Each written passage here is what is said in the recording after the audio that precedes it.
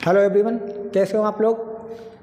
मैं बीएस चौहान आपका आपके अपने यूट्यूब चैनल जेएमडी क्लासेस में स्वागत करता हूं। जो बच्चे जुड़े हुए हैं वो सेशन को शेयर करते रहें और सेशन को लाइक भी करें, और जो बच्चे चैनल पर पहली बार आ रहे हैं उन बच्चे चैनल को सब्सक्राइब करें और पास में घंटी वाले बटन को जरूर दबाएं ताकि वीडियो की नोटिफिकेशन आप तक शीघ्र पहुंच सके। आज की क्लास बहुत ही महत्वपूर्ण है। अगर आपने पिछला वीडियो नहीं देखा है तो उसका लिंक नीचे डिस्क्रिप्शन में दिया गया है। आज हम परिमेय संख्याओं के प्रगुणों पर चर्चा कर रहे हैं और आगे करेंगे। अभी तक हमने जो योग के प्रगुण है, परिमेय संख्याओं के योग के प्रगुण, उनके दो नियमों को मैं समझा चुका हूँ, पढ़ा चुका हूँ। जिन बच्चों ने पिछली वीडियो नहीं देखी है वो प्लेलिस्ट में जाकर वीडियो देख सकते हैं, जिसका लिंक नीचे डिस्क्रिप्शन में दिया गया है। तो आइए शुरू करते हैं अपने नेक्स्ट टॉपिक को, जिसमें आज हम पढ़ेंगे परिमेय संख्याओं के योग के प्रगुण को।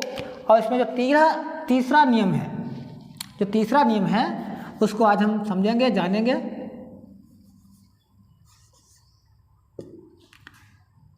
साहचर्य नियम।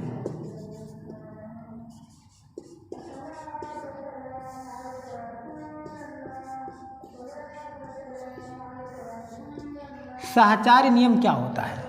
साहचर्य, तो साहचर्य नियम में क्या होता है? अभी तक जो हमने क्रम विनिमय प्रगुण पढ़े थे तो उसमें ये था कि दो परिमेय संख्याओं को आपस में स्थान चेंज करके, स्थान को बदल करके अगर जोड़ा जाता है तो उनके योग में, उनका योग समान रहेगा, उनके योग में किसी प्रकार का परिवर्तन नहीं होगा।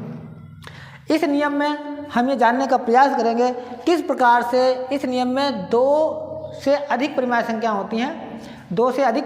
होती हैं और उन परिमेय संख्याओं को आपस में सहचर्य करा करके, संबंध स्थापित करके उनमें ये स्थापित करने का प्रयास करेंगे, सत्यापित करने का प्रयास करेंगे किस प्रकार से ये परिमेय संख्या इस नियम पर सत्य सिद्ध होती है कि नहीं होती हैं। तो इसमें कम से कम 3 परिमेय संख्याएं होती हैं। उन्हीं 3 परिमेय संख्याओं का आपस में 2 का सहचर्य स्थापित किया जाता है, एक संख्या अलग रहती है। फिर जो संख्या अलग रहती है उसके साथ दूसरी संख्या का सहचर्य स्थापित किया जाता है और पहली वाली संख्या अलग हो जाती है। तो इस आधार पर जो नियम बनता है वो होता है सहचर्य नियम, योग का सहचर्य प्रगुण नियम।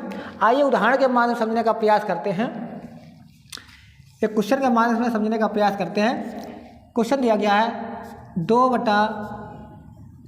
2/5 प्लस 6/6 प्लस 5/6। ठीक है, यहाँ पर क्या है? अभी तक हमने 2 परिमेय संख्याएं, जो क्रम विनिमय नियम था उसमें केवल 2 परिमेय संख्याएं होती हैं, और जो संवर्ग प्रगुण था उसमें केवल 2 संख्याएं ही होती हैं, और क्रम विनिमय में उनके स्थान को बदला जाता था। लेकिन जो सहचर्य नियम है, इसमें जो 2 संख्या जो आपस में सहचर्य स्थापित करती हैं, तीसरी संख्या अलग है। अब इसमें क्या होगा? अब जब ये 2 संख्याएं आपस में सहचर्य स्थापित करती हैं, एक साथ रहती हैं, अब यहाँ पर क्या होगा? अब इनमें से कोई एक संख्या इस तीसरी संख्या के साथ सहचर्य स्थापित करेगी और जो पहली संख्या है वो इससे अलग हो जाएगी। कैसे हो जाएगी? अब ये 2 संख्याएं पहले आपस में सहचर्य स्थापित करती हैं, पास में हैं। अब हम इस संख्या को अलग कर देंगे, 2/5 को अलग कर देंगे और इस संख्या का इस संख्या से जो दूसरी तीसरी वाली परिमेय संख्या है इससे सहचर्य स्थापित कर देंगे। 6/6 प्लस 5/6, इसके साथ जोड़ा बना देंगे। फिर हम इन दोनों को हल करेंगे कि यहाँ इसका उत्तर और इसका उत्तर समान आता है। अगर समान आता है तो ये सहचर्य प्रगुण के नियम को सत्यापित करेंगे। आइए देखते हैं, हल करते हैं। तो मैंने सबसे पहले बताया है कि जब भी परिमेय संख्याओं को जोड़ना हो या घटाना हो, सबसे पहले उनके हरों को देखते हैं। तो सबसे पहले क्या होता है? सबसे पहले हमें ब्रैकेट वाला, जो ब्रैकेट जो लगी हुई है उसको हल करना होता है। इसके बाद हमें अगली संख्याओं को हल करना होता है। तो सबसे पहले हम ब्रैकेट के अंदर वाली संख्याओं को हल करेंगे, इसको बाद में हल करेंगे। तो 5 और 6 हर समान नहीं है, तो जब हर समान ना हो, और मैंने एक ट्रिक बताई थी कि जब हर समान ना हो तो एक लासा के द्वारा हम इनके हरों को समान कर सकते हैं। अगर हम लासा ना निकालें, बिना लासा निकाले ही हमें लासा ज्ञात हो जाए, तो इसकी एक मैंने ट्रिक बताई थी। जब भी सम और विषम संख्या हों, जब भी सम और विषम संख्या हों तो उनकी आपस में गुणा कर देते हैं, लासा निकल आता है। तो हम 5 और 6 की गुणा कर देंगे। 5 विषम संख्या है, 6 सम संख्या है, तो 5 और 6 की गुणा कर देंगे, तो 5 6 की गुणा में उत्तर क्या आएगा? 30 आएगा। तो 30 हमारा लासा हो जाएगा। तो 5 6 का लासा कितना हो जाएगा? 30 हो जाएगा। 5 व 6 का लासा कितना है? 30। यहाँ भी 30 है, ठीक है। अब इसको सॉल्व करेंगे। 2/5 गुणे 5 को 6 से गुणा कर दो, प्लस 6/6 को अंश हर दोनों को 5 से गुणा कर दो।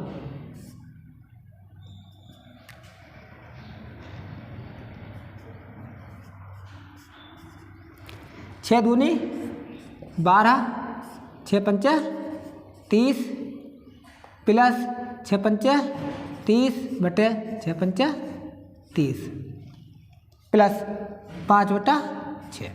हर बराबर हो गए। अब इनको आपस में जोड़ देंगे, तो जोड़ के उत्तर आया 12 और 30। 12 प्लस 30/30 प्लस 5/6।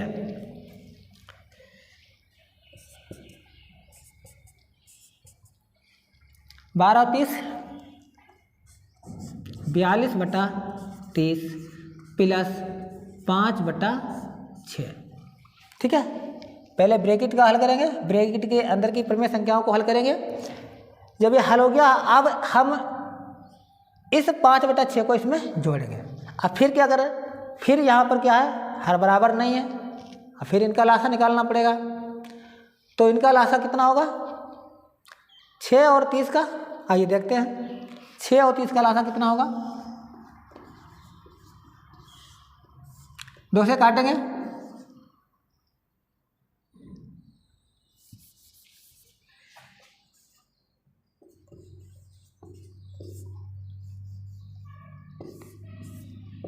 दो 3 6, 2 1 कम 2, 2 5 10, 3 कम 3, 3 5 15, 5 कम 5, तो 5 दूनी 10, 3 30। तो 6 और 30 का लासा कितना हुआ? 30 हुआ।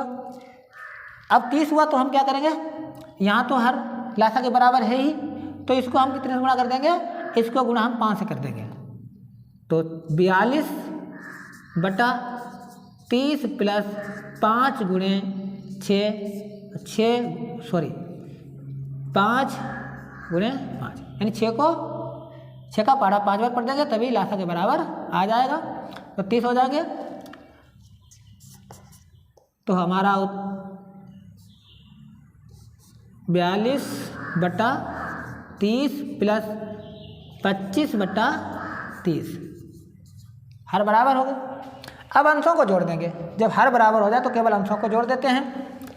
हो जाएगा 42 प्लस 25/30 और 5 और 2 7, 4 और 2 6/30। तो ये सवाल यहाँ लग गया है। अब हमने पहले इन दोनों के साथ सहचर्य स्थापित किया था। अब मैंने पहली संख्या को छोड़कर इन दो संख्याओं का सहचर्य स्थापित किया। अब देखेंगे इस तरह से सवाल लगाएंगे तो क्या इन दोनों का आंसर समान आता है। अगर इन दोनों का समान आंसर आता है तो हमारा साहचर्य प्रगुण नियम जो योग का है वो पूर्ण रूप से सत्यापित हो जाएगा। आइए देखते हैं।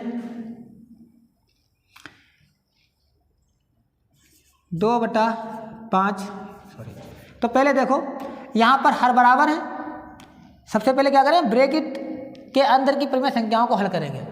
तो यहाँ पर हर बराबर है, तो हर बराबर है तो लासा निकालने की आवश्यकता नहीं है, केवल अंशों को जोड़ देंगे।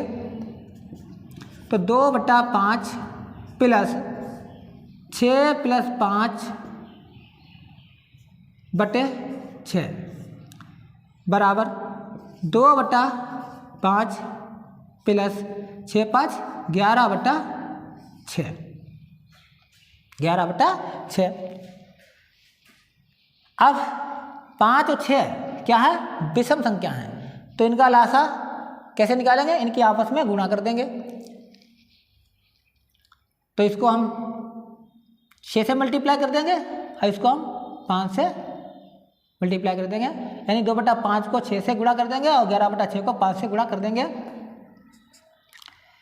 2/5 गुणे 6 प्लस 11/6 गुणे 5,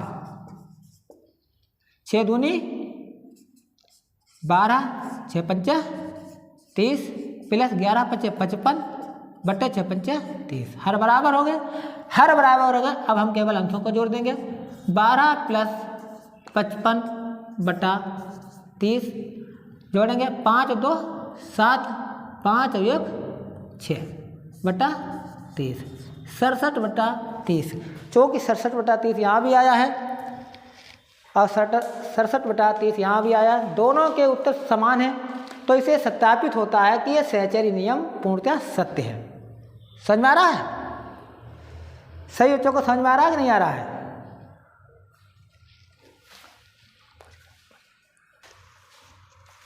तो बच्चों दोनों का आंसर आ गया है। पहले हमने इन दोनों का सहचर्य स्थापित किया, ये संख्या अलग की, फिर मैंने पहली संख्या को अलग किया, इन दो बाद की संख्याओं के साथ सहचर्य स्थापित किया। तो दोनों तरह से जो सवाल लगाया तो हमारा उत्तर जो है बिल्कुल सेम आया। इससे सत्य सिद्ध होता है कि सहचर्य नियम पूर्णतः सत्य है, यानी संख्याओं का क्रम बदलने से और दूसरी संख्या के साथ संबंध स्थापित करने से उसके योग पर किसी प्रकार का कोई प्रभाव नहीं पड़ता है, एक परिमेय संख्या ही प्राप्त होती है। तो ये वीडियो कैसा लगा है बच्चों बताएं, और इसके अगले वीडियो में हम अगले पार्ट को देखेंगे। तो आज के लिए इतना ही, धन्यवाद।